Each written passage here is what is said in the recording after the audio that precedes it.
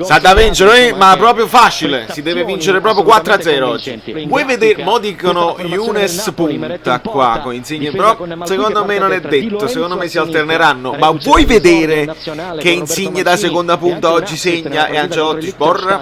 Koulibaly centrali, Insigne che già vediamo vicino a Milik con Younes più largo. In verticale a Milik, il calcio. Quindi La porta Malqui, vuole andare fino in fondo.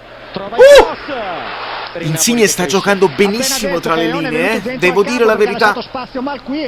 Seconda punta o tre quarti come volete voi.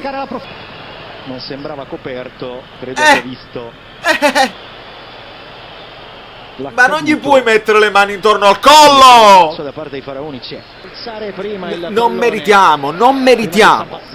Lasciatemi perdere. Cioè, non lo meritano più lo. Però non puoi. No, si dà il rigore e cambia la partita. No, poi ne parliamo. Perché io mi sono scocciato. Mertens a Firenze. E da allora niente più. Contatto, secondo me l'ingenuità di Faraone è di non guardare la palla, però. L'ingenuità si punisce! Numero 4. Basta l'intenzione del fallo. Dai Milik, dai! Il destro di Di Lorenzo. Verona inserendosi da dietro. Guarda il leader. Allora li fai gol facili. Dai, bravo. Ti può dire un gol alla Llorente. La mette lì ad attaccare e a cercare la No, si è disinteressato. Stava proprio così.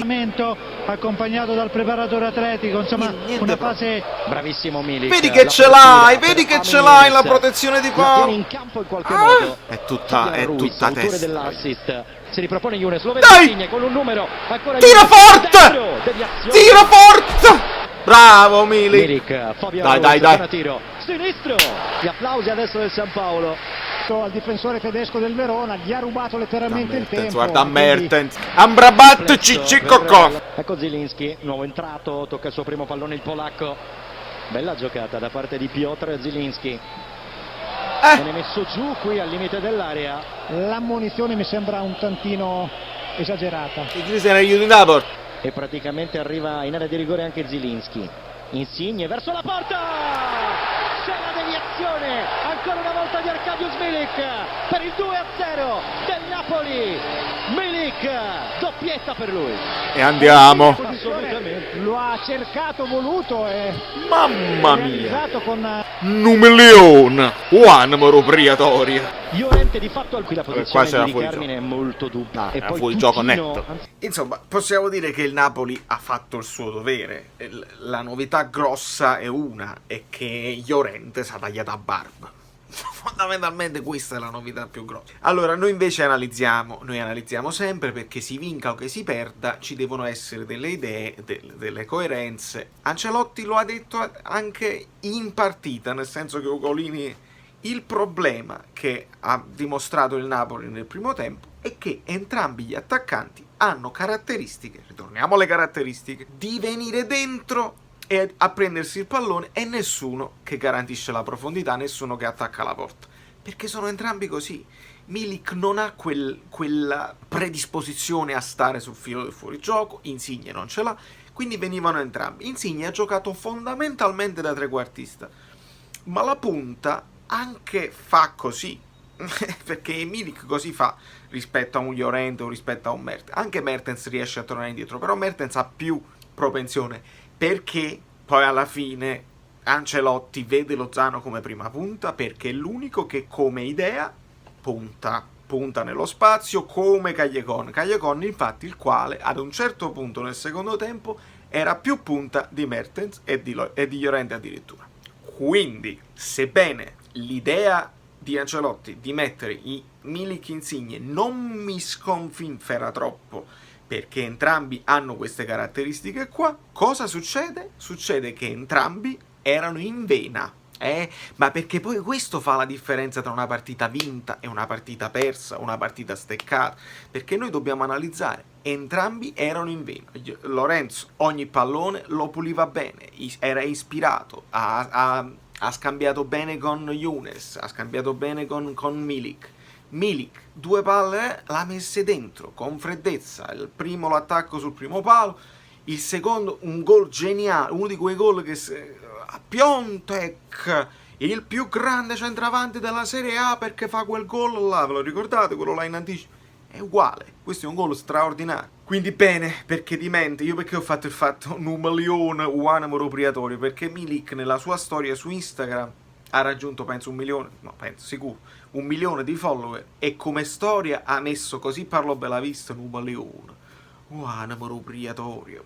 E questo me lo fa rivalutare tantissimo come persona in generale, perché vuol dire che sei entrato nella napoletanità anche non volendo, sei un polacco napoletano in questo momento. Comunque non ce ne fotte proprio e l'importante è che diano il massimo sul campo e siano cattivi e determinati per fare gol, per evitare di fare gol, eccetera eccetera. E oggi Milik ce l'ha, il gol in nazionale gli ha dato quella spinta mentale perché è tutto nella testa. Quindi bene così, benissimo Meret, perché nel primo tempo noi lo ammettiamo non abbiamo meritato il vantaggio, il Verona ha fatto di più, il Verona era messo meglio in campo, più spigliato, più intenso, però l'intensità, come al solito, di queste squadre che comunque vengono a giocarsela, a un certo punto deve diminuire, non dico finire, ma deve diminuire, e non ti può sempre andare bene come al Cagliari, che giocò una chiavica e si è portato 3 punti a casa. Il Verona ha giocato un poco meglio e se ne va a casa carico di meraviglie. Alla fine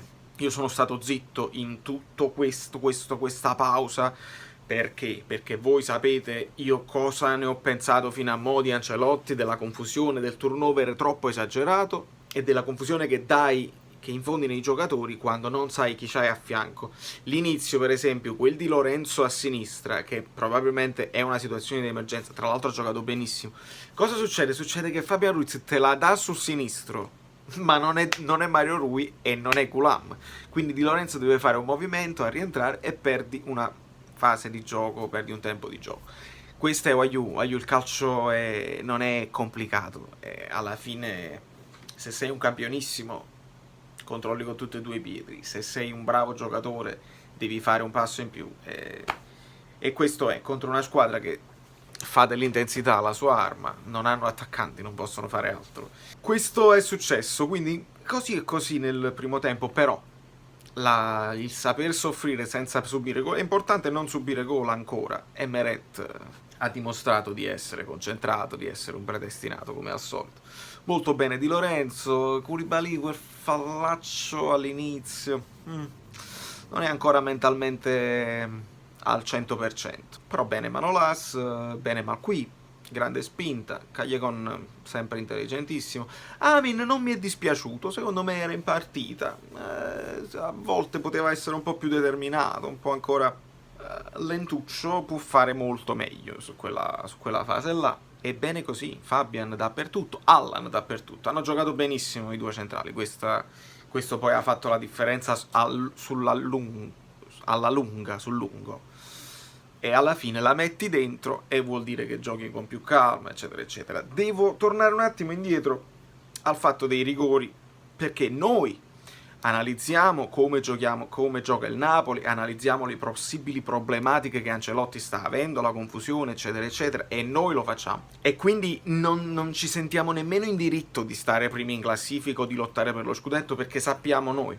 Poi ci sono gli avvoltoi, che allora è tutto rotto lo spogliatoio, Insigne, il presidente vuole cacciare Ancelotti, Ancelotti vuole cacciare Insigne, non si trovano più, si è rotto il giocattolo. Quelli sono gli avvoltoi, che sfruttano un momento di poca decisione, poca consapevolezza per distruggere tutto. Ragazzi, Mertens a Firenze ci ha rovinato il campionato, abbiamo ancora un altro rigore e si aggiunge a quello là del Cagliari su Llorente, dove cambiava la partita e forse c'avevi 3 punti in più, che si aggiunge a quello là col Torino su Gulam e forse avevi 3 punti in più.